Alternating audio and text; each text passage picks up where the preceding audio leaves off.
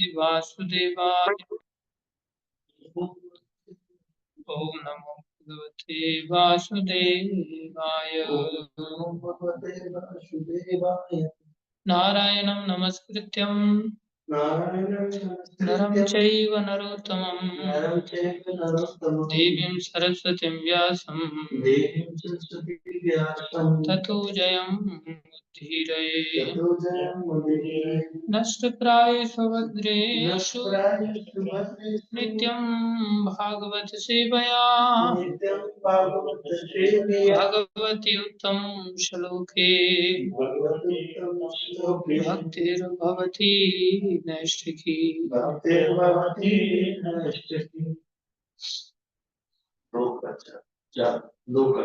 स्कंदो अध्याय 6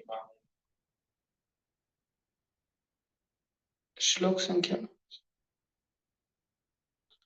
22-23 होगी। वैष्णव सेवा प्रो डिस्प्ले 2.6.22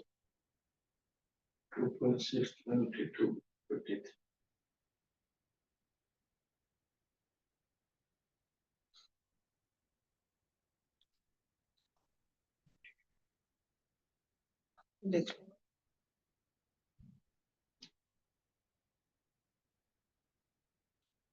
कौन सा श्लोक है भक्तों?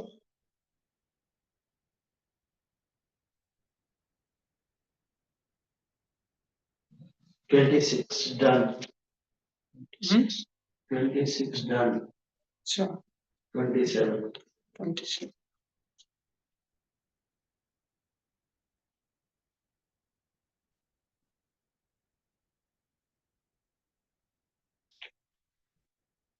26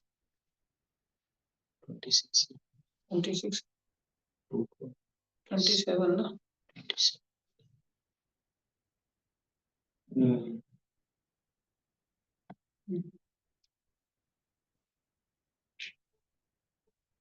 गतयो मतयश्चैव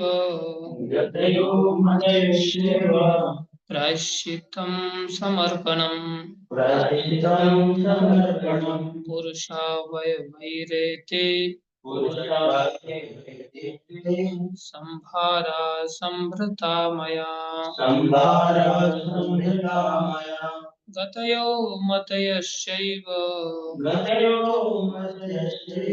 प्रायश्चित्तं समर्पणम् पुरुषा वैरेते संभारा संभृता मया। गतयो मतयश्चैव प्रायश्चित्तं समर्पणम् पुरुषा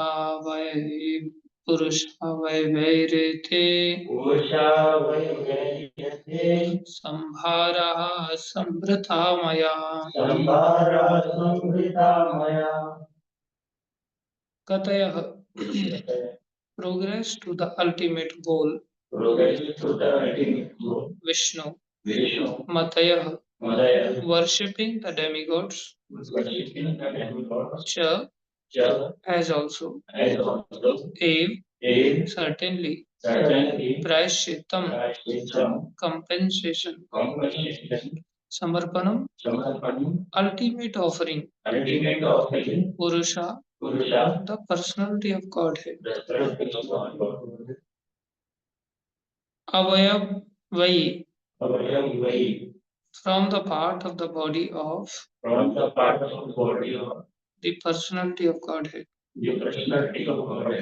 Ete these Sambrita Sambhara the ingredients Sambrita were arranged Maya by me.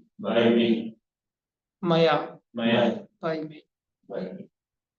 Translation thus I had to arrange all these necessary ingredients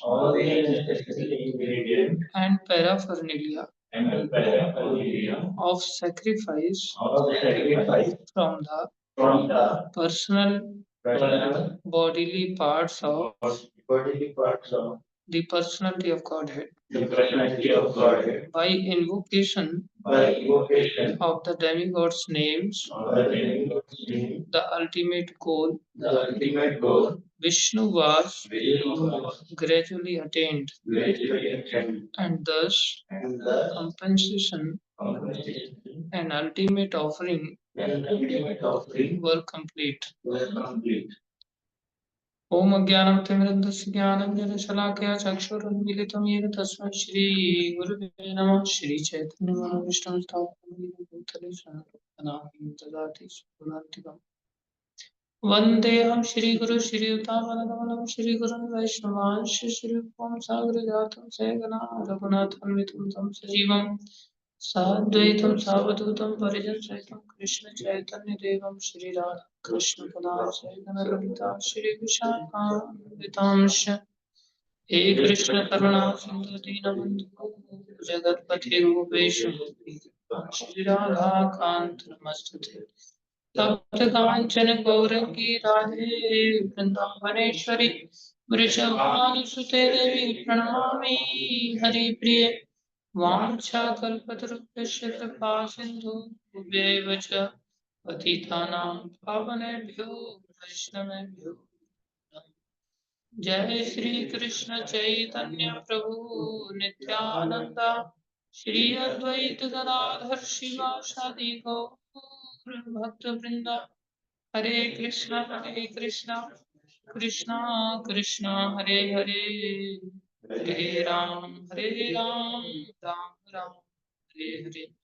हरे कृष्णा कृष्णा कृष्णा हरे हरे, हरे राम राम राम।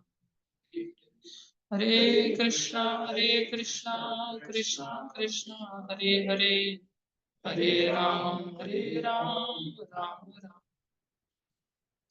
गुरुवे गौरचंद्राय राधिकाय तदालय कृष्णाय कृष्ण भक्ताय तद्भक्ताय नमो।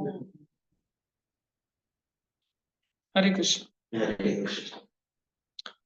सभी का हार्दिक अभिनंदन है, स्वागत है। प्रभुपा जी हमें क्या समझा रहे हैं? तात्पर्य अर्चनी वंदनीय प्रातः स्मरणीय जगत गुरु श्री प्रभुपा जी द्वारा श्री प्रभुपाद की जय। In this verse, special stress is given to the person of the Supreme Lord and not to his impersonal Brahmajyoti as being the source of all supplies. Narayana, the Supreme Lord, is the goal of sacrificial results, and therefore the Vedic hymns are ultimately meant for attaining this goal. Human life is thus made successful by pleasing Narayana and getting entrance into the direct association of Narayan in the spiritual kingdom of Vaikuntha. हरे कृष्णा। सभी भक्तों का हार्दिक अभिनंदन, स्वागत है।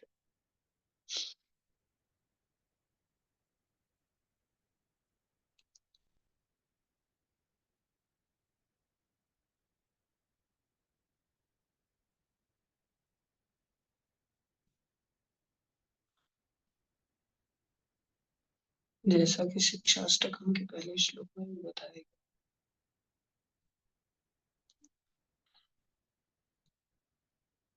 कि हरिनाम हमें 7 दिव्य वस्तुएं देता है। चित्त रूपी दर्पण को साफ करता है, महादावाग्नि को शांत करता है, कल्याण के पुष्पों को खिलाता है, श्रेय कैरव छत्र का वितरण, विद्या के प्राणों को रक्षा करने वाला है, विद्या वधु जीवन, आनंद के समुद्र की वृद्धि करने वाला है, आनंद अमृत वर्धन प्रतिपदम, पूर्ण अमृत आस्वादन, पूर्ण अमृत का आस्वादन कराता है, और सर्व आत्म समर्पणम, सब चीजों को, जिन चीजों को लेकर के हम संसार में भाग रहे हैं, कोई इंद्रियों की खातिर, कोई शरीर की खातिर, कोई मन की खातिर, कोई बुद्धि की खातिर, कोई नाते रिश्तेदारों की खातिर। ये सब चीजें अलग नहीं है। ये सब चीजों को भी सर्व आत्म समर्पण, सबको संतुष्ट करना। परम विजयते श्री कृष्ण संकीर्तनम, ऐसे भगवान श्री कृष्ण के संकीर्तन कीजिए। तो ये सब चीजें कौन करने वाला है? ये हमारी दृष्टि पर निर्भर करता है कि हम कितना दूर तक देख पाते हैं। कुछ लोग कहते हैं कि ये सब चीजें प्रकृति के द्वारा संपन्न की जाती है। कुछ लोग थोड़ा सा और ऊपर का देख करके सोच पाते हैं कि देवताओं के द्वारा दी जाती है। कुछ लोग और ऊपर जाते हैं तो फिर भगवती, भगवती मतलब जो भग को रखने वाली, ये स्त्रीलिंग में इसको बोला जाता है, या पुल्लिंग में इसको भगवान बोला जाता है। भगवान, भगवान मतलब भग को रखने वाले, और भगवती मतलब भग को रखने वाली। दोनों में कोई ज्यादा अंतर नहीं होता। इसलिए कुछ लोग देवताओं को इसका आधार मानते हैं, कुछ लोग भगवती को आधार मानते हैं। और भगवती के रूप में लोग माया दुर्गा को संबोधित करते हैं। वो सोचते हैं लक्ष्मी देवी अलग है। ऐसा नहीं है। जैसे मास्टर की पत्नी को मास्टर नहीं कह देते, पंडित की पत्नी को पंडिताइन कह देते, ठीक है? तो भगवान की अर्धांगिनी को भगवती कह देते, लेकिन मूल आधार तो भगवान ही है। अंगूठा छाप स्त्री भी पंडिताइन कहला जाती, जिसने कोई मास्टरी का कोई ऐसा कोर्स नहीं किया, जो बच्चों को ना भी पढ़ा रही फिर भी मास्टर नहीं कह दिया जाता है। डॉक्टर की पत्नी डॉक्टर नहीं बन जाती, इसका मतलब ये नहीं कि वो डॉक्टर नहीं वास्तव में ही है। हाँ, इतना है कि उसको दवाई देने का थोड़ा बहुत तो समझ डॉक्टर के साथ रहते रहते आई जाती। तो ऐसी जो माँ भगवती हैं, उनके पास भी अपना ऐसा नहीं है कि अपना कोई सोर्स हो। मूलतः सोर्स तो भगवान ही है, और भगवान से ही सब चीजें प्राप्त होती है। ये भगवान के श्री अंगों से ही, जैसा कि इस श्लोक में जो कुछ भी जरूरत होती है भगवान की वर्शिप करने के लिए, भगवान की यज्ञ करने के लिए, वो सब भगवान प्रोवाइड करते हैं। इसमें कोई हमें संदेह नहीं होना चाहिए, और ये पता होना चाहिए कि ये सब भगवान ही प्रोवाइड करते हैं। ये भी पता होना चाहिए और विश्वास होना चाहिए कि ये सब चीजें भगवान ही प्रोवाइड करते हैं। और अगर किसी का ऊंचा दृष्टिकोण हो जाए तो वो इतना समझता है कि भगवान में भी वो सामर्थ्य नहीं है जो भगवान के संकीर्तन में सामर्थ्य है। भगवान तो फिर भी हमारे लिए उपलब्ध नहीं है प्रत्यक्ष रूप से इस तरह से जैसे संकीर्तन उपलब्ध है। इसलिए संकीर्तन की महिमा को परम शब्द लगा करके विजय कहा। परम विजय थे श्री कृष्ण और संकीर्तन, परम विजय थे श्री कृष्ण। तो हमारे अंदर दो इच्छाएं होनी चाहिए। एक इच्छा तो हो कि हम भगवान की प्रसन्नता के लिए यज्ञ करना चाहते हैं। श्लोक निकालते हैं कि हम भगवान की यज्ञ मतलब भगवान की खुशी के लिए किया गया कोई भी कार्य, इसको कहते हैं समर्पणम। समर्पणम मतलब अल्टीमेट ऑफरिंग। अल्टीमेट ऑफरिंग कि हमारा अपना कुछ भी ना हो, हमारा शरीर भी सब कुछ समर्पित हो जाए, निष्कपटता के साथ समर्पित हो। हमारे अंदर बीमारी काम क्रोध की लगी हुई है, और ये बीमारी बड़ी खतरनाक है। गीता में भगवान तीसरा अध्याय खोलो, तीसरे में अध्याय में सबसे बड़ी समस्या क्या है? देखो, जब हम भगवान के लिए कुछ करते हैं तो सब चीजें तो हमें मिलेंगी। जिन सब चीजों के लिए हम एंग्सियस हैं, अनादिकाल से जिन चीजों के लिए एंग्सियस हैं, वो सब चीजें भगवान से तो प्राप्त हैं। चाहे वो स्त्री सुख है या संसारी सुख है, कोई भी सुख ऐसा नहीं है जो भगवान से अलग हो। जैसे प्रभुपाद जी एक बार जब एयरपोर्ट पे बैठे हुए हैं तो वहाँ कोई एयर होस्टेस जा रही थी, प्रभुपाद जी के साथ उनके कोई शिष्य थे, तो वो उसको देखने लग गए। जब वो उसको देखने लग गए तो प्रभुपाद जी उसकी ओर देख रहे हैं। तो जैसे ही वो जब चली गई तो उसकी नजर फिर प्रभुपाद जी की ओर घूमी उस शिष्य की। तो प्रभुपाद जी कहते, शी वॉज वेरी ब्यूटीफुल। तो वो शर्मा गई। प्रभुपाद कहने लगे, can you imagine how must be Krishna beautiful. Krishna कितने सुंदर होंगे फिर जब ये इतनी सुंदर। लोग भी कहते हैं तुझे रब ने बनाया। रब ने बनाया मतलब भगवान ने बनाया। तो भगवान ने बनाया तो भगवान कितने सुंदर हो।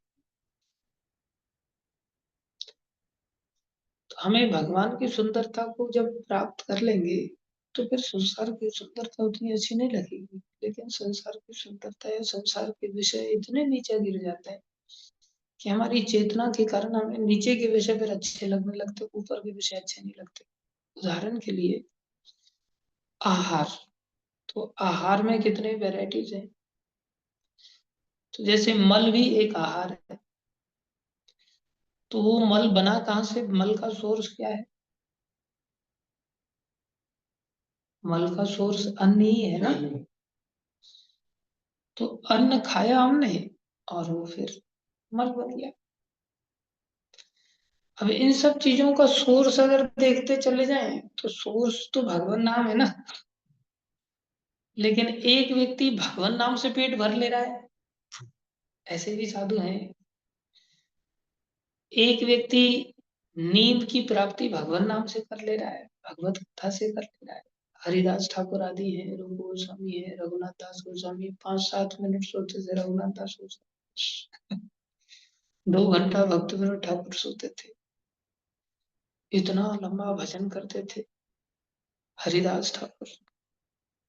22 घंटे भजन करने के बाद फिर कुछ खाने पीने का मन करता था।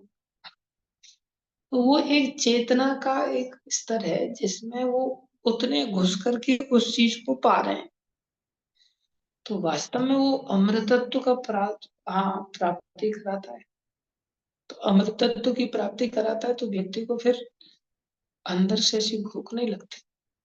अभी हम भांडेर वन में एक बार गए तो वहां एक महात्मा, तो बस दिन में एक ही बार, पास में ही गांव था, वहां से भिक्षा मांग मांग करके लेके आते थे और दिन भर वो जप करते थे। एकादशी हमने देखा निर्जल करते थे, उस दिन भिक्षा भी नहीं जाते थे, जल भी नहीं लेते थे। तो ऐसे उनसे पूछा कि भाई आप, ऐसा तो है नहीं कि भिक्षा लोग देते नहीं, ब्रज में तो भिक्षा दे ही देते। भिक्षा की बात कोई घटना याद आ गई।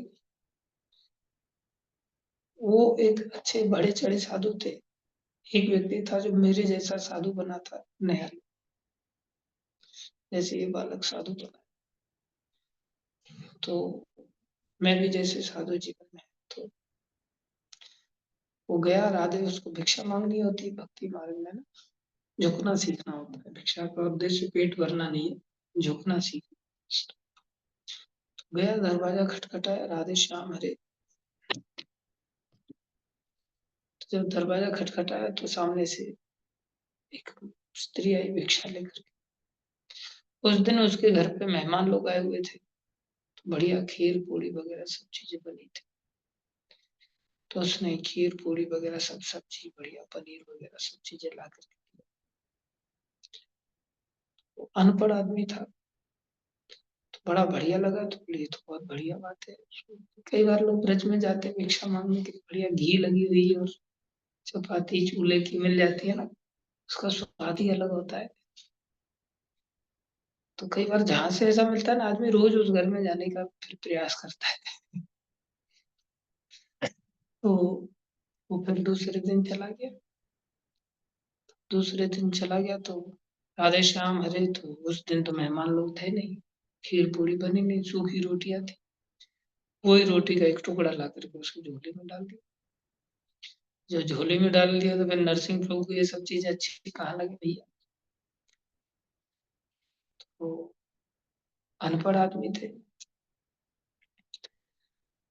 तो मुंह फट होकर के बोलने लगे ब्रजवासी तब मेरे, अरे ये कहा दे रही है। बोले ये क्या दे रहे हो। तो उसने इनडायरेक्ट बोले, कर ले भाई, खेल लेना खेलेगी। तो ब्रजभाषा में उसने कोड में एक प्रकार से बोल दिया, कर ले भाई, खेल लेना खेले। तो उसको बड़ा संकोच हुआ, तो दौड़ करके घर पे वापस आई। तो बोले कैसा साधु है ये क्या बक रहा है। बोले क्या बक रहा है तुम। बोले घर के लोग भी थे, एक आध व्यक्ति ने सुन भी लिया था। बोले मैं बताता हूँ क्या बक रहा है। बोले ये कह रहा है कल भाई खेले खेलेगी, मारो इसको। धूर्ता दी, अच्छी खासी धुनाई हो गई उसको। बोले कल भाई खेले मतलब क्या खेल खेला था तूने कल। अब इधर लोग सुनने के बाद एक तो उसकी धुनाई हुई, और एक उस स्त्री की भी धुनाई हुई। बोले तूने कल क्या खेल खेला था इसके साथ। बोले मैंने कोई खेल नहीं खेला। बोले वो तो कह रहा है कल भाई खेले नहीं खेले। बोले भैया मेरा कोई ऐसा मतलब नहीं था, कल इसने खीर पूड़ी पनीर आदि की सब्जी दी थी, आज सूखी रोटी दे करके चली जा रही है। इसलिए मैं तो ये बोला कि कल वाला खीर पूड़ी किधर है, वो खीर खीर पूड़ी लाओ, खीर पूड़ी दो। उसका फोकस खीर पूड़ी में है, धुनाई हो गई फालतू में। तो भिक्षा भी मांगने की वृत्ति होती है ना, कि भिक्षा आदमी किस लिए मांग रहा है। हम लोग तो भक्ति मार्ग में आते हैं, तो हमारा वही एटीट्यूड कंटिन्यू रहता है कि चलो कौन कमाए धमाए, फालतू में 20 नाखूनों की इतने खून पसीने की कमाई करने के बाद पेट भरने को मिलता है, इतना आसान थोड़ी होता है 2 वक्त की रोटी पाना भी। ये तो संसार जेल है ना। और जेल में तो कहीं भी चले जाओ, जेल में फोकट में तो कोई व्यक्ति रोटी खिलाता नहीं। जेल में तो मेहनत करने के लिए विवश किया जाए, जबकि सप्लाई गवर्नमेंट ही करती है। व्यक्ति सोचे कि मैं अपनी मेहनत से करके खा रहा हूँ, ऐसा कुछ नहीं है, सरकार की ओर से ही ऐसा आइटम है, लेकिन मेहनत करवाई जाती है उस व्यक्ति को जबरदस्ती ना। तो ऐसे ही व्यक्ति सोचता है अब कौन मेहनत करे इस संसार में, इसलिए साधु बन जाता है। लेकिन आइडियली साधु तो विनम्रता के लिए बना जाता है, साधु मौज मारने के लिए नहीं बना जाता। आज अगर साधु को किसी को अगर ये लक्ष्य बता दिया जाए ना कि भाई नरक में जाओगे आप यदि आपने अपने जीवन को भक्ति में नहीं लगाया, और अगर भक्ति में लगा दिया तो आपको भगवत प्राप्ति हो जाएगी, गोलोक धाम की प्राप्ति हो जाएगी, वैकुंठ की प्राप्ति हो जाएगी। आचार्य लोग इसीलिए बताते हैं, बोले ये मार्ग तो कम से कम इसी चीज के लिए, ये मार्ग तो इसी चीज के लिए है कि हम केवल 2 ही चीजों को समझ लें। नरक में मत जाओ, ये संसार भी नरक है, स्वर्ग भी नरक के सदृश है। रूपा जी का कोट था 2-4 दिन पहले। बोले everywhere is suffering, it may be New York और इंडिया और हेल और हेवन। प्रभुपाद जी ऐसा लगता है वो आए ही है इसी चीज को देने के लिए। तो जब हम अब जैसे आईआईटी बाबा है, तो आईआईटी में उसके लिए थोड़ी ना गए थे कि लोगों को आईआईटी बाबा बन करके मैं लोगों को आईआईटी बाबा बन करके लोगों की झूठी प्रशंसा लूं, और मैं टीआरपी रेट मेरा बढ़ जाएगा। इस चीज के लिए आईआईटी ज्वाइन नहीं किया जाता, आईआईटी का पर्पस अलग है। ऐसे ही संसार में केवल भाषणबाजी करने के लिए भक्ति मार्ग नहीं अपनाया जाता, जैसे मैं आपके सामने कर रहा हूं। या संसार में स्वर्ग आदि की प्राप्ति के लिए मार्ग नहीं है, संसार में पैसा धेला कमाने के लिए मार्ग नहीं। संसार में ये मार्ग तो स्पेशली सीधे नरक की बात करता है या गोलोक की बात करता शुरुआत में हम आते हैं तो अच्छा लगता है, लेकिन हमारा वेग इंद्रियों का इतना ज्यादा होता है ना कि जब ऐसी बात की जाए ना तो व्यक्ति हेजिटेट होता है, इरिटेट होता है। वो सोचता है यहाँ तो सिर्फ दो ही बातें हैं, या तो नरक की या गोलोक की, बीच की तो बात ही नहीं होती। बोले ऐसा नहीं है, बीच की बात करने का मार्ग ही नहीं है ये।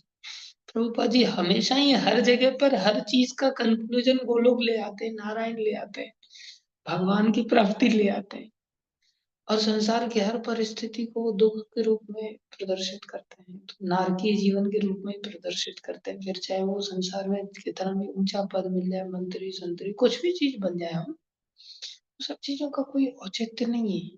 हम अगर इस मार्ग में ही आए हैं, या तो फिर दूसरे कर्म कांड के दुनिया भर के मार्ग हैं, उस मार्ग से उन चीजों की प्राप्ति कर ले। हाँ, इस मार्ग से भी सारी इच्छाओं की पूर्ति हो जाती है, ये मार्ग भी कल्पतरु मार्ग है, लेकिन इतना बड़ा कल्प तरु को ही पाने का अवसर है, और उस कल्प तरु वृक्ष से हम कुछ और चीज मांग रहे हैं। तो ये तो छोटी चीज मांग रहे हैं ना एक प्रकार से। तो वो तो बुद्धिमानी नहीं है, लेकिन इरिटेशन हो जाता है, लोग नहीं समझ पाते। तो हम कह रहे थे भिक्षा का उद्देश्य बढ़िया भोजन करना नहीं, भिक्षा का उद्देश्य तो विनम्रता है। तो वो एक ही बार भिक्षा करने जाते, तो मेरे को बड़ा अटपटा लगा, मतलब इनको भूख नहीं लगती। तो ऐसे ही मेरी जगह पे किसी और ने प्रश्न कर दिया, प्रभु जी आपको भूख नहीं लगती? और जब हम नाम जपते ना, तो नाम जपते जपते जपते जपते जीवा से ही, अब जैसे हम कोई भी आइटम का सोचते हैं ना तो जीवा पे पानी आ जाता है।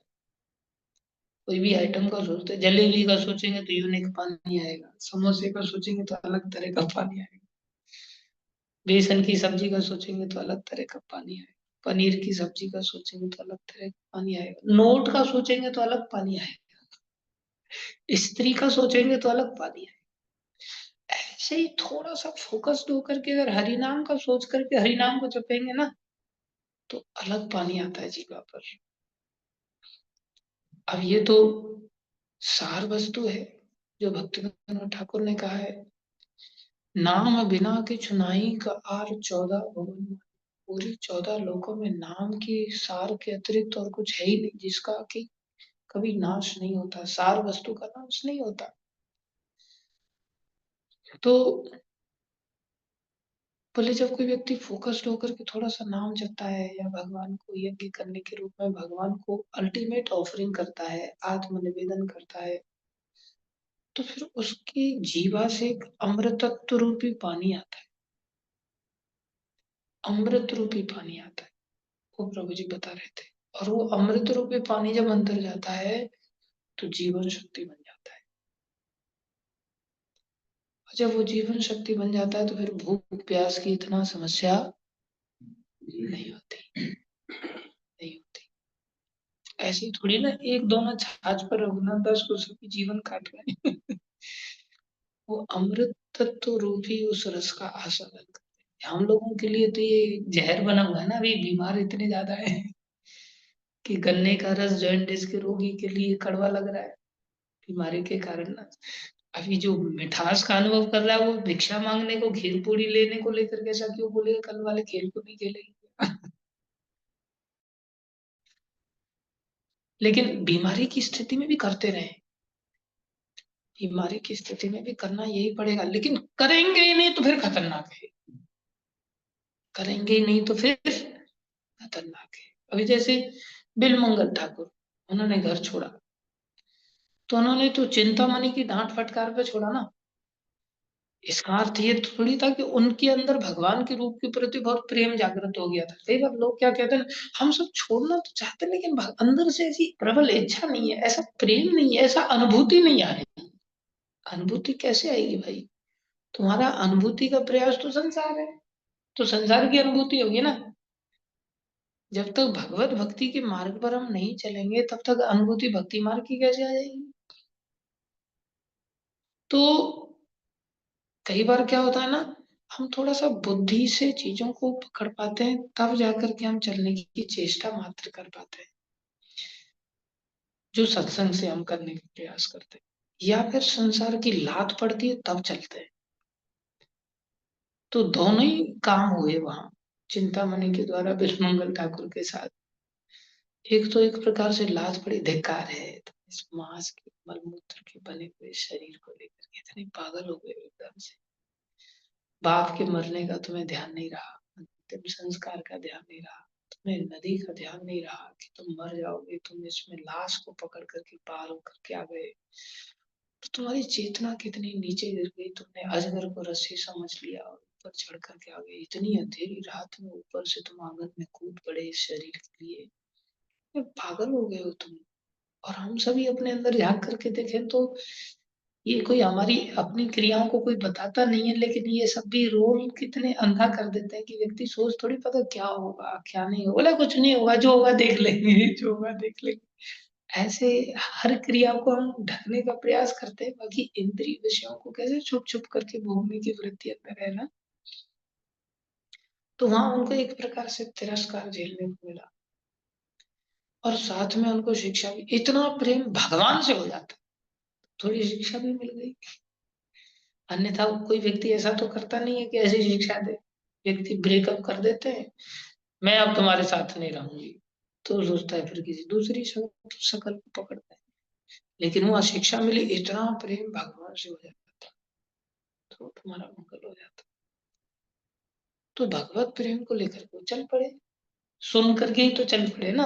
अंदर से कोई ऐसा थोड़ी था कि एकदम से चेतना शुद्ध हो गई और भगवत रूप के प्रति आसक्ति जागृत हो गई और एकदम से जैसे गोपियां भगवान के प्रति पागल है, पागल होके चल पड़े। लेकिन साधु वेश बना लिया। भक्ति मार्ग पर चलते हैं तो पहले ही साधु वेश बना देते हैं लोग, जबरदस्ती वाले हिसाब किताब से। कौन स्वेच्छा से मुंडन करवाता है? प्राय जबरदस्ती पकड़ा करके मुंडन करते। बाद में अकल आती। एक भक्त था, हाँ प्रभु जी ने, नरसिंह प्रभु ने थोड़ा सा मुंडन कर दिया, वो बेचारा टोपी लगा करके काफी दिनों तक छुपाता रहा और बाद में फिर खुद ही मुंडन कर दिया। फिर बोला प्रभु जी देखो मैं आपका आज्ञा का पालन कर ही लेता हूँ, आखिरकार थोड़ा देर से कर लेता हूँ। फिर फोटो भेजा, देखो आखिर भक्त बन गया। अच्छा, चलो अच्छी बात है। वो मजबूरी का नाम महात्मा गांधी है, क्योंकि अभी कितने दिन तक टोपी पहन करके रहे भैया। लेकिन वो हालांकि आज्ञाकारी भी है, लेकिन मन हावी ज्यादा हो जाता है, धीरे से आज्ञा पालन हो पाता है। तो साधु तो बन गए, लेकिन बनावटी मामला था सब मेरी तरह। तो जब बनावटी साधु बन करके गए तो अब रास्ते से चले आ रहे, तो रास्ते में कहीं कुएं पर एक स्त्री को देखा उन्होंने। हम तो कपटी साधु हैं, लेकिन वो कपटी साधु नहीं थे। ये बहुत बड़ा अंतर है। हमने बताया था ना, जब हम देहरादून में जा रहे थे तो एक बार पीली साड़ी वाली एक स्त्री को देखा, तो काफी सुंदर थी। तो उसकी पीली साड़ी और चश्मा वगैरह लगा करके गाड़ी से उतरी, नजर चली गई और खींच खींच लिया उसने। लेकिन तुरंत नजर को सीधा कर लिया, ये दिखाने के लिए कि हाँ बिल्कुल कहीं नहीं देखा हमने, कुछ नहीं दिखाई दे। वो कपटी साधु नहीं थे। हालांकि मन की चोरी को इतना भी बोल पाना, ये भी बहुत बड़ी बात हो जाती है कई बार। कपटता के मार्ग से निष्कपटता के मार्ग पर चलने की कोशिश जरूर करें, लेकिन तुरंत उसी समय बोल पाते हैं तो और अच्छा होता। तो वहां पर एक स्त्री को देखा, कुएं पर पहले पानी भरे जाते थे, आजकल तो घर घर में नल पहुंच गया है ना। तो वो उस स्त्री को देख करके उसके पीछे पीछे चल पड़े। हमें तो डर रहता है, लेकिन उनको डर कहाँ था, वो तो वेश्या के पीछे भी पहले जा चुके थे, तो एक्सपीरियंस थे एक प्रकार से। उस स्त्री के पीछे पीछे चल पड़े। जब उस स्त्री के पीछे जा रहे, वो तो अपने घर में जैसे तैसे करके पता तो चल ही जाता है ना। वो स्त्री अच्छी थी, सभ्य स्त्री थी। आजकल तो ऐसी स्त्रियां भी मिलना बहुत कठिन है। आजकल तो स्त्रियां ही पीछे पीछे चल पड़ती हैं। तो स्त्री सभ्य थी तो अपने घर पे घुस गई, शादीशुदा थी। तो जब घर में घुस गई तो एकदम घबराई हुई, पति से बातचीत हुई, तो क्या दिक्कत है? बोले, ऐसे ऐसे एक साधु मेरे पीछे पीछे भाग आ रहा है, बड़ी मुश्किल से मैंने अपने आप को बचा करके अंदर, वो भी बड़ी तेजी से चलाया, पूरी तरह से उसने फॉलो किया। तो बोले चलो मैं देखता हूँ। तो बाहर आए, बाहर आए तो देखा, अरे साधु वेश, बड़ी किया, तिलक छापे, धोती कुर्ता बना हुआ है, बेड बैग भी लटका हुआ है बढ़िया। पूछा उन्होंने प्रणाम करके, महात्मा जी कहिए कैसे आए, क्या सेवा कर सकते हैं? अरे भैया, तुम्हारी जो पत्नी है ना, बड़ी रूपान है, बड़ी सुंदर है, उसका रूप मेरे को यहाँ खींच करके ले आया। मेरे मन में वासना जागृत हो गई उसको रूप देख करके। इतना सुनते ही मानो गदगद हो गए। जो गृहस्थी थे, पत्नी के पति थे, ये भक्ति मार्ग कैसा विचित्र है ना। वो वो भी समझते थे, अच्छे सज्जन गृहस्थी थे, बोले ये साधु कितना निष्कपट है। उन्होंने उसके अंदर ये नहीं देखा कि इसके अंदर वृत्ति कैसी है, उन्होंने ये देखा कि सच्चे साधु मार्ग पर चला है, सच्चे साधु मार्ग पर चला है। ऐसे लोग भी मिलना बहुत कठिन है जो इतनी सच्चाई से अपने कपट को उजागर कर सके। मैंने ये घटना क्यों सुनाया, हालांकि बाद में वो आई अंदर आई, अंदर लेकर के चली और महात्मा जी को ऊपर कमरे में बिठा दिया और नीचे चर्चा करने लगे। ऐसा व्यक्ति हमने नहीं देखा जो सीधा सीधा ऐसे। पहले वाला भी साधु था जो भिक्षा मांग रहा था, उसने बात को कैसे रखा,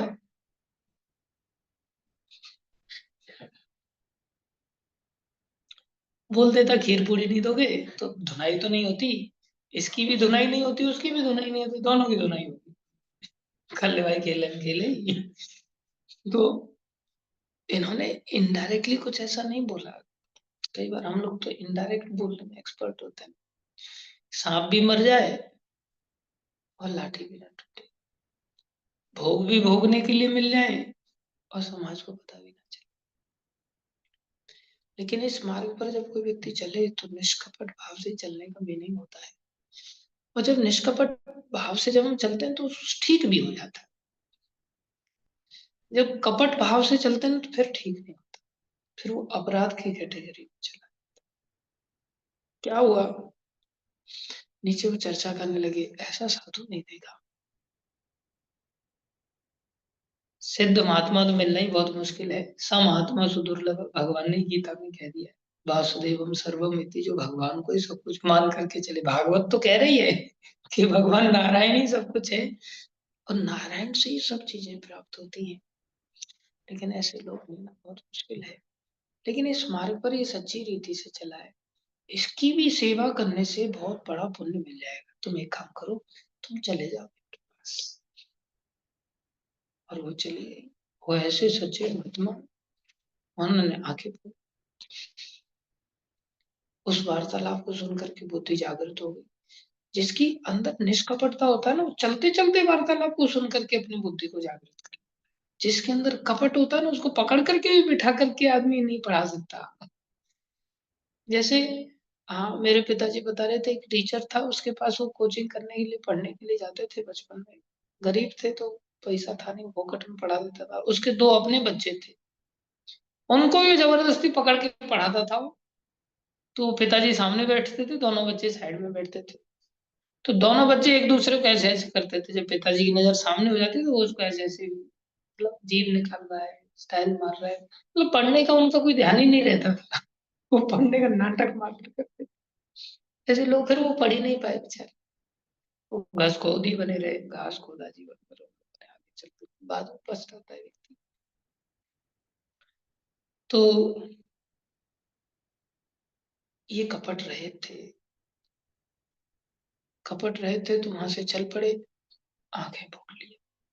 दो शब्द भी इनके कानों में गए तो जागृति आ गई, जागृति आ गई। तो जैसे दत्तात्रेय जी थे ना, 24 गुरु बनाए उन्होंने, वेश्या को भी गुरु बना लिया। हर जगह से शिक्षा मिलती है, अगर अंतर ऐसी ग्राहकता हो, निष्कपटता हो, लेकिन कहीं से भी शिक्षा नहीं मिलती, गुरु भी बेचारे फिर बीन बजाते रह जाते हैं, कोई व्यक्ति नहीं बदलाव ला सकता है। फिर आदमी केवल गुरु को कैश करता है, गुरु के नाम को कैश करता है। कितने सारे लोग प्रभुपाद जी को कैश करते हैं, इस्कॉन से जुड़े हुए, शायद शायद भिक्षा मांगेंगे इधर उधर, और भंडारे के लिए चाहिए, गौशाला के लिए चाहिए, गुरुकुल के लिए चाहिए, और फिर उसे अपने पॉकेट में रख करके अय्याशी करते, इतना खतरनाक। एनीवे, तो उनकी निष्कपटता के कारण उन्होंने शिक्षा ले लिया, निकल पड़े आंखें भगवान की। खैर, मैं यहाँ से ये बताना चाह रहा था कि इस मार्ग में हमें अगर चलना है तो कपट रहित होकर के, चाहे हम गंदे हैं तो भी सफलता मिलेगी। जगाई मदाई आदि इसके उदाहरण है, निश्चित सफलता मिलेगी। ये सबके लिए दरवाजा खोल करके मार्ग बैठा हुआ है, लेकिन अंडरस्टैंडिंग इतनी मैच्योर हो कि हमें, हमारा बस नहीं है, हम भाग जा रहे हैं, फिसल जा रहे हैं, लेकिन हमें चाहिए वो। ये मनुष्य शरीर इतनी चेतना के परिवर्तन के लिए मिला है। अभी जैसे हम बता रहे थे कि अन्न ही तो मल बना, लेकिन पेट तो दोनों से भरा जा सकता है। एक मल से भी भरा जा सकता है और एक अन्न से भी भरा जा सकता है।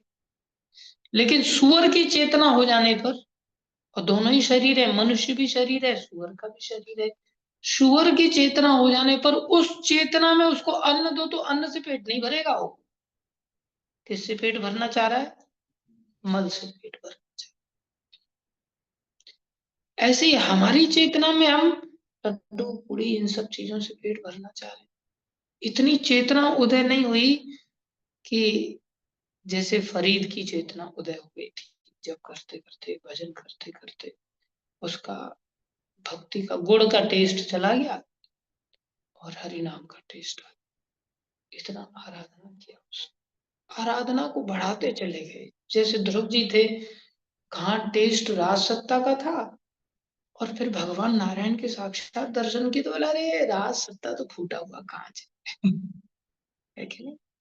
तो ये मनुष्य शरीर हम सबके लिए एक गोल्डन अपॉर्चुनिटी है। इस अपॉर्चुनिटी में भागवतम आदि के माध्यम से हम इतनी मैच्योर अंडरस्टैंडिंग कर लें, उस चेतना के उस मार्ग पर चल पड़े, तो थोड़े से संघर्ष के साथ इस समय को व्यतीत करें। संघर्ष तो है ही, बस इस रस को पाते नहीं, पाते नहीं। जैसे जॉन्डिस के रोगी के लिए गन्ने का ही जूस इलाज है, वो जरूर उसको मीठा लगेगा और फिर उसे वो कभी नहीं छोड़ेगा। बीमारी की खातिर नहीं पिएगा, फिर स्वाद की खातिर पिएगा, आनंद की खातिर पिएगा। ऐसे ही ये भक्ति मार्ग है। अगर हम इसमें लगे रहेंगे, आराधना करते रहेंगे, तो एक दिन जरूर स्वाद मिलेगा, एक दिन जरूर स्वाद। लेकिन जब तक हमारी चेतना गिरी हुई रहेगी ना, तब तक हमें स्वाद को कभी परख ही नहीं पाएंगे। तो हम ये बता रहे थे कि जैसे अन्न ही मल बना, ऐसे ही भगवान की ही सारी शक्ति सर्वत्र है। जो कुछ भी वस्तु है, आज हम जिस वस्तु के पीछे भाग रहे हैं, that is nothing but the Krishna himself. चाहे सुअर रूप में मल को खोजें, चाहे इंसान के रूप में अन्न को खोजें, चाहे देवता बनकर के घी को खोजें, आहुति को खोजें, कुछ भी बन करके हम कुछ भी खोज रहे हैं, आइडियली हम केवल कृष्ण को ही खोज रहे हैं। क्योंकि प्रकृति, देवी देवता, ये सब सोर्स नहीं है। सोर्स तो मूलतः श्री कृष्ण है। और कृष्ण किसको प्रोवाइड करेंगे? ये डॉक्टर को गाली देने वाला पेशेंट भी डॉक्टर से ट्रीटमेंट पा लेता है, अगर वो ट्रीटमेंट की जगह पर पहुंच करके सरेंडर करता है। हॉस्पिटल में जब कोई व्यक्ति एडमिट हो जाता है, या उसके घर वाले जबरदस्ती उसको उठा करके एडमिट कर, कोई कहे गाली देने वाला डॉक्टर से कैसे ट्रीटमेंट पाएगा, उसका तो डॉक्टर के प्रति समर्पण है ही नहीं। अरे उसको बांध दिया जाता है बेड पर, उसके घर वाले जबरदस्ती उसको ले जाकर के पटक देते। ऐसा ही जब हमारा भक्तों से संबंध ऐसा गाढ़ा हो जाता है ना, तो भक्त लोग ले जाकर के गुरु जी के सामने पटक देते हैं। कई बार वो गुरु जी से घृणा करे, साधुओं से घृणा करे, लेकिन वो जाएगा कहाँ? उसका भक्तों से संबंध है ना। और किसी में थोड़ी सी मैच्योरिटी है तो नेचुरली ट्रीटमेंट लेने के लिए जाएगा ना। तो डॉक्टर के समझाने पर भी कि ये तुम्हारी बीमारी के अगेंस्ट है, आपका जीवन शैली, आप ये प्रिकॉशंस फॉलो करो, वो व्यक्ति नहीं फॉलो करता। पेशेंट में भी कैटेगरी होती है ना, एक तो गाली दे रहा है, एक गाली नहीं दे रहा है लेकिन प्रिकॉशंस फॉलो नहीं कर रहा है। मतलब गाली देने वाले से तो थोड़ा उठा हुआ है ना। एक है जो प्रिकॉशन फॉलो करते हुए और मेडिकेशंस ले रहा है, वो और ऊपर उठा हुआ है। तो ऐसे ही जब हम somehow or अदर प्रेम से जबरदस्ती, जबरदस्ती गुरुदेव नाक पकड़ करके पिला देते कई बार ऐसा। हाँ, नरोत्तम ठाकुर आदि ऐसे ऐसे भजन लिखते हैं, बोले मेरी कोई इच्छा नहीं थी लेकिन मेरे गुरुजी ने जबरदस्ती नाक पकड़ा, जैसे माँ नाक पकड़ लेती है, मुंह फाड़ करके नाक इसलिए पकड़ लिया, सांस ही बंद हो गई तो बोले मुंह से सांस लेगा और दवाई डाल देती है, दवाई पीनी पड़ जाती है, बच्चे क्या करे, मरे थोड़ी। तो ऐसे ही गुरुजन कई बार इतना प्यार करते हैं कि नाक पकड़ करके बोले इस दवाई खिला देते हैं और फिर बोले मेरे को स्वाद आ गया। तो इस जीवन में इवेंचुअली हर चीज कृष्ण के प्रति ही जिम्मेदार है, कृष्ण के प्रति ही संबंध रखती है। हर वस्तु कृष्ण से ही प्राप्त होती है। जस्ट हमें ऐसा ईमानदार पेशेंट बन जाए या कृष्ण के प्रति इतने लॉयल बन जाए कि हे कृष्ण, मैं यज्ञ करना चाहता हूँ, बस। हृदय से, गंदा हृदय है, बीमारी से ग्रसित है, लेकिन ट्रीटमेंट लेने की हृदय से इच्छा है, ट्रीटमेंट लेने की हृदय से इच्छा है। ऐसे ही जब हमारी भक्ति मार्ग का ट्रीटमेंट क्या है, बोले यज्ञ करना। भक्ति मार्ग का ट्रीटमेंट क्या है, यज्ञ करना। सारी सृष्टि का पर्पज ही यज्ञ था।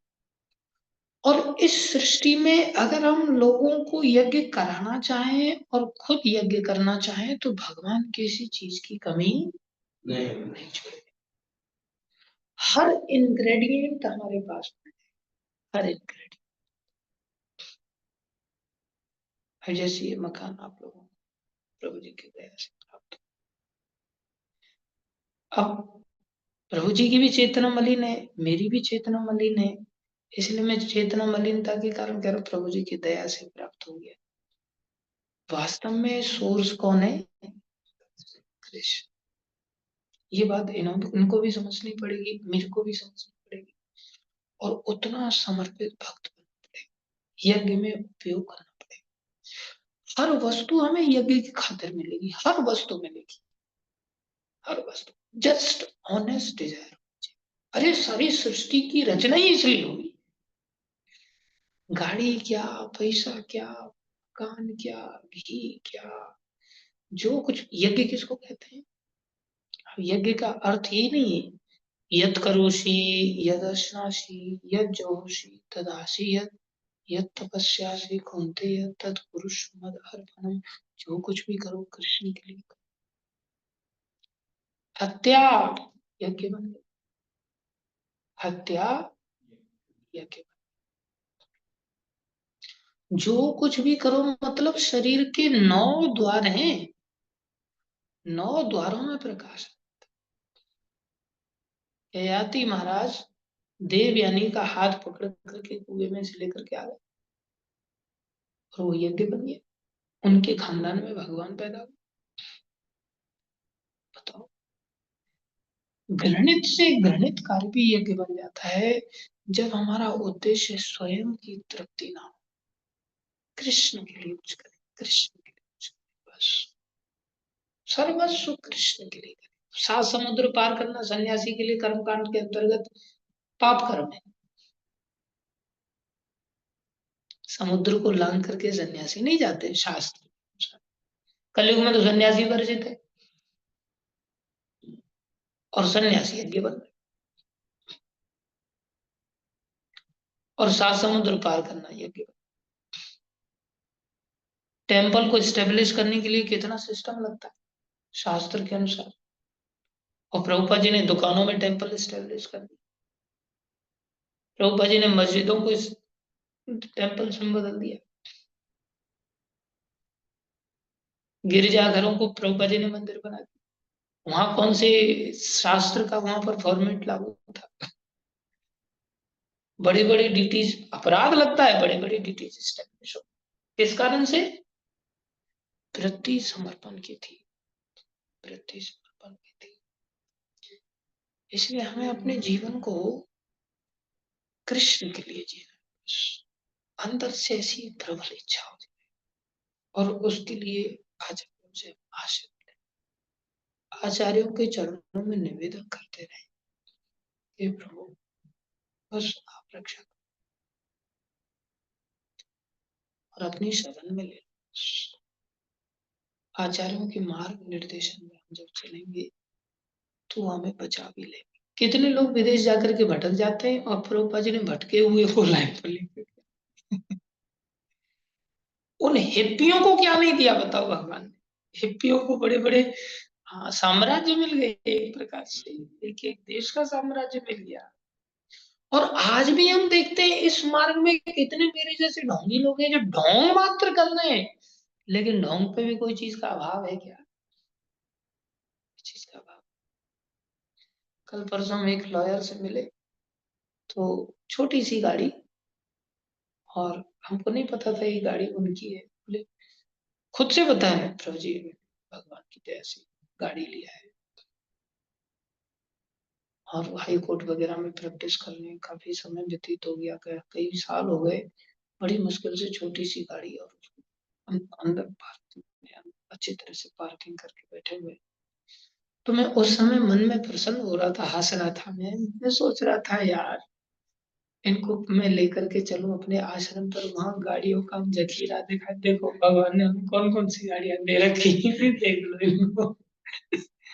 इतना साल वो भी व्यतीत किए, इतना साल हम भी व्यतीत किए, लेकिन हमने ढोंग किया तो ढोंग करने पर भी भगवान ने इतना सब कुछ दे दिया। तो अम्बरीश महाराज के पास ऐसी सारी संपत्ति नहीं आ गई थी, और ऐसी संपत्ति जिसके दिमाग हमारा एकदम हैंग हो जाए, कि देवताओं का दिमाग हैंग हो गया, कि जिनका कि खर्च करने से बढ़ता था। संपत्ति ऐसी खर्च करने से बढ़ती थी। दुनिया में देवताओं के पास भी ऐसी संपत्ति नहीं है जो खर्च करने से बढ़ जाए। और ऐसा नहीं है कि उन्हीं के जीवन काल में बढ़ती थी, हमारे जीवन काल में नहीं बढ़ती। हमारे जीवन काल में भी हम अनुभव कर सकते, जब हम सतोगुण के स्तर पर इस प्रकार से खर्च कर पाते हैं। दियते अनुपकार ने, ऐसा दान जो सतोगुण के स्तर पर किया जाता है, जो एज ए ड्यूटी किया जाता है, जिसके लिए कहना नहीं पड़ता, एज ए ड्यूटी किया जाता है, एज ए बिना एक्सपेक्टेशंस की किया जाता है कि मेरे को रिटर्न में कुछ नहीं चाहिए, वो सतोगुणी दान वृद्धि कराता है। रजोगुणी तमोगुणी दान उस स्तर का वृद्धि नहीं करता। जबकि दान तो दान है, सम्मान के साथ दिया जाए या फिर तिरस्कार के साथ, क्लिष्ट भाव से दुखी होकर के जब कोई दान, बोले उत्तम होकर दान। 17वें अध्याय में भगवान 3 प्रकार के दान का वर्णन करते हैं। तो अम्बरीश महाराज क्या करते थे? गुणातीत दान करते थे, कृष्ण के लिए दान करते, सर्वस्व कृष्ण के लिए सौंप के रखा था। निरंतर भंडारे चलते रहते थे छोटी रानी के दरबार में, कभी उन्होंने कभी रोका नहीं। उसके कारण ऐसी संपत्ति आई, ऐसी संपत्ति आई कि खर्च करने पे भी खर्च नहीं होती थी। जीवन हमारा थोड़े समय का जीवन है, जो कुछ भी है इसी से हम डेवलप कर सकते हैं अपने आप। जैसे किसी व्यक्ति के पास छोटा सा असेट होता है, कई बार नहीं होता तो गवर्नमेंट उसको असेट दे देती है, भैया इससे तुम अपना बिजनेस बढ़ाओ। ऐसे ही मनुष्य शरीर की जो असेट है, केवल चेतना का खेल है। सारी सृष्टि तो भगवान के द्वारा बनाई गई है, और उद्देश्य यज्ञ ही था। तो अगर हम यज्ञ की भावना से कृष्ण की प्रसन्नता के लिए अगर कुछ भी करने लग जाएंगे, तो निसंदेह कोई अभाव नहीं रहेगा, कोई अभाव। लेकिन समझ हमारी जब विकसित नहीं होगी तो हम थोड़े टेंशन में जरूर जिए। प्रभुपाद जी की समझ विकसित थी, कोई टेंशन नहीं, बिंदास होकर के चले। हमारी समझ विकसित नहीं है तो टेंशन में चलते, स्टेप नहीं उठा पाते। इसलिए हमें टेंशन से परे जाकर के समझ ये सत्संग से होता है। अब जैसे पाखंडी लोगों का सत्संग करोगे आप, जैसे मेरा सत्संग कर रहे हो, तो समझ विकसित हो ही नहीं पाएगी ना। प्रभुपाद जी के लेक्चर सुने हम, गुरु महाराज के प्रवचन सुने, ऐसे संतों के प्रवचन सुने जिन्होंने वास्तव में ऐसा सरेंडर किया है।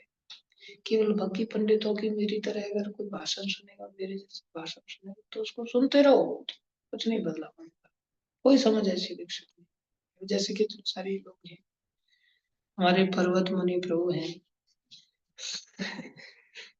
घुमा फिरा करके गाड़ी उन्हीं पर चली जाती है, बेचारे वीडियो चालू करके रखते हैं। जिसे समझ विकसित हुई क्या आज तक तो कोई फर्क नहीं पड़ा। हमारे वैष्णव सेवा प्रभु हैं, कोई समझ विकसित ही नहीं हो रही इन लोग। हमारे शोभित प्रभु हैं, कोई समझ विकसित होने का नाम ही नहीं ले रही। तो कुछ नहीं हो सकता। आप सभी, हाँ, थोड़ा सा लगे हुए हैं माला झोली घुमाने में। ये इसलिए हो रही है क्योंकि मैं प्रभुपाद जी की बातों को ही दोहराने का प्रयास करता हूँ, पढ़ता हूँ थोड़ा सा, तो थोड़ा सा दिमाग में अंदर घुसता है। अन्यथा छोटे छोटे बच्चों के अंदर समझ विकसित हो गई, ध्रुव महाराज आदि के अंदर नारद जी का एक प्रवचन वगैरह सुनो। अभी दूसरा नकली ध्रुव बन करके बैठा हुआ है, इसकी समझ ही नहीं विकसित हो रही है। मेरे चक्कर में ये ध्रुव बेचारा अच्छा था, लेकिन अब नकली बन गया। तो बच्चे लोगों के अंदर भी समझ नहीं विकसित हो पाती ना। हम गुरुजनों का आश्रय लें, नित्य प्रति कथा सुन से धीरे धीरे जरूर हमारा और हमारी सब आपूर्ति हो जाएगी। हम मल भोजी सुअर ना बने, ये सोच करके कि मल से ही भाई पेट भरेगा हमारा। चेतना के कारण हमें ऐसा लगता है पैसे से पेट भरेगा। साधु लोग पैसे को मल, सच्चे साधुओं ने क्या कहा, बोले पैसा पापी, साधु को छुअत लगावत पाप, छूते ही हर छू लियावत जाओ। वो प्रभु जी के साथ एक हम खड़े थे, तो रास्ते में खड़े थे, तो अचानक से कुत्ता आया। तो अचानक से कुत्ता है तो एकदम से बेचारे उछल पड़े, बोले मेरे को इस चीज का डर नहीं था ये काट लेगा, डर इस चीज का था कि इसको छू करके नहाना पड़ेगा। तो ऐसे ही मल मूत्र है, उसको छू करके नहाना पड़ता है कई बार। साधु लोग पैसे को भी मल मानते हैं, तो छुअत लगावत पाप। लेकिन मेरी वृत्ति कैसी है, मैं देखता रहता हूँ, हाँ सेठ आ गए, अब इनसे दक्षिणा मिलेगी, लिफाफा मिलेगा, मोटा सा लिफाफा मिलेगा। मतलब मल में भी जब अधिक मात्रा होती है तो कितनी घृणा हो जाती है ना, इतना मल, छी, है कि नहीं। और यहाँ तो अधिक नोट जितने मिल जाए, जितना बड़ा लिफाफा छू छू के, छू छू के हमें दे दीजिए, ठीक है, दे दे देंगे। अभी तो पहले मैं ही सुअर से ऊपर उठ जाऊं ना, तब दे पाऊंगा ना, अन्यथा मैं ही सोचूंगा भाई मेरा ही पेट भर जाए, मेरी चेतना तो पहले इतनी उड़ जाए, तब दे पाएंगे तो। कोई बात नहीं, ये सब चेतना का खेल है, हम सब चेतना का विकास करें, मृत्यु आए उससे पहले कभी विकास हो जाए तो उनका लक्ष्य प्राप्त हो। बस आराधना को नहीं छोड़ना है, पाखंड के साथ ही सही आराधना करते चले जाएं, और इसमें गंभीरता के आधार पर एक जन्म से लेके बहुत जन्म लग जाते हैं। प्रभुपाद जी कहते हैं इसी जन्म में खत्म करो ना बिजनेस को, लेकिन वो इतने गंभीर हैं तो ऐसा कह पा रहे हैं। हम इतने गंभीर नहीं तो इस जन्म का हम सोच ही नहीं पाते ना। फिर भगवान ने भी रास्ता खोल दिया है, चलो मेरी दया है, तुम्हारी भक्ति नाश नहीं होगी, जितनी कर लिया है वो आगे ऐड हो जाएगी। अब तुम गिर गए, थोड़ी भक्ति करके गिर गए, ज्यादा भक्ति करके गिर गए, तुम्हें दोनों ही परिस्थिति में आगे फिर से अवसर दिया जाएगा। इसलिए आइडियली तो भक्ति करते करते जैसे भी कर रहे, जीवन भर भक्ति करे बस। और क्या जा रहा है, हमारा संसार के कामों को कोई रोका थोड़ी जा रहा है। मॉर्निंग में केवल भक्ति कर ले, सुबह सुबह भक्ति कर ले, 2-4 घंटे, सुबह 4:30 से लेकर के 8 बजे तक, 8:30 बजे तक 4 ही घंटे तो होते हैं। मॉर्निंग प्रोग्राम के प्रति हम इतने जद्दोजहद करके, जैसे तैसे करके, जैसे नौकरी के लिए टैबलेट खा खा करके लोग इतना माथा पच्ची करके काम करते ही है ना, ऐसे ही कृष्ण के लिए पता ही नहीं चलेगा। अगर हम इस प्रकार से एक दूसरे के साथ में जुड़ करके करेंगे ना, तो 4 घंटे निकल जाएंगे, पता नहीं चलेगा। और ये 4 घंटे, हर रोज के 4 घंटे, ये साइड बिजनेस से कम नहीं है, और ये मेन बिजनेस बन जाएगा। आने वाले समय, क्योंकि इसी से सब कुछ मिलेगा हमको।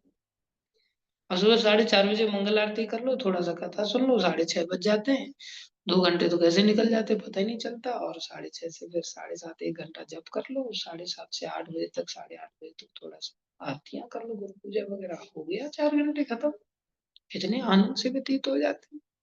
लेकिन इसमें एक दिन कर लिया, 7 दिन गुल्ली मार दिया, फिर 2 दिन कर लिया, फिर 6 दिन गुल्ली मार दिया, फिर 3 दिन कर लिया, 5 दिन गुल्ली मार दिया, फिर 7 दिन में 7 दिन कर लिया, तो इतने फूल के लट्टू हो जाते हैं कि 7 दिन में 7 दिन से कर रहा हूँ। भगवान बोलते चल बेटा तेरी नाक रगड़ता हूँ मैं। फिर भगवान ऐसी परिस्थितियां बना देते, फिर गुल्ली मारने लग जाता है व्यक्ति।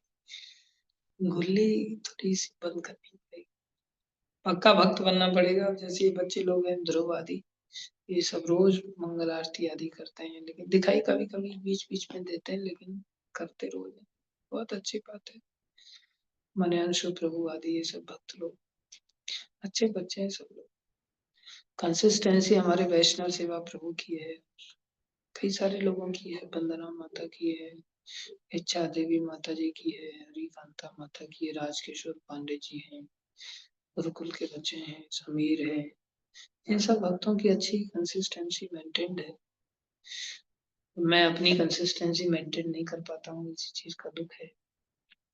कोई नहीं, लगे रहेंगे, कभी न कभी तो दीन दयाल के भनक।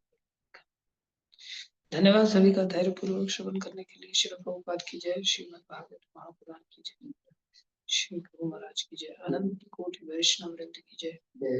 आप सब भक्तों की हरे जय